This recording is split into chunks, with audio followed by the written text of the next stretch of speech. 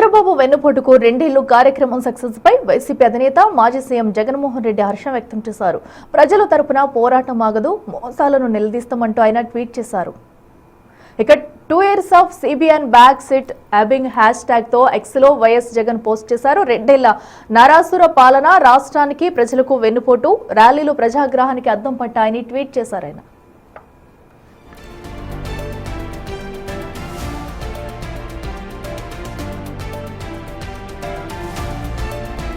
అబద్ధాలతో కొంతకాలం ప్రజలను మోసం చేయవచ్చు, కానీ ఎప్పటికీ మోసం చేయలేరన్నారు. ప్రజలు అన్ని గమనిస్తున్నారని, ప్రతి హామీని గుర్తించుకున్నారని, ప్రతి మోసాన్ని లెక్క పెడుతున్నారని తెలిపారు.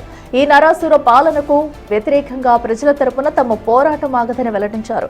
మోసాలను నిలదీస్తామని, స్కామ్లను, అన్యాయాలను ప్రశ్నిస్తామని, ప్రజల గొంతుకగా నిలబడతామని చెప్పారు. అన్ని వర్గాల అండతో, ప్రజాబలంతో, దేవుడి దయతో ఈ దుర్మార్గపు ప్రభుత్వం గద్దె దిగ తప్పదంటూ జగన్ పేర్కొన్నారు.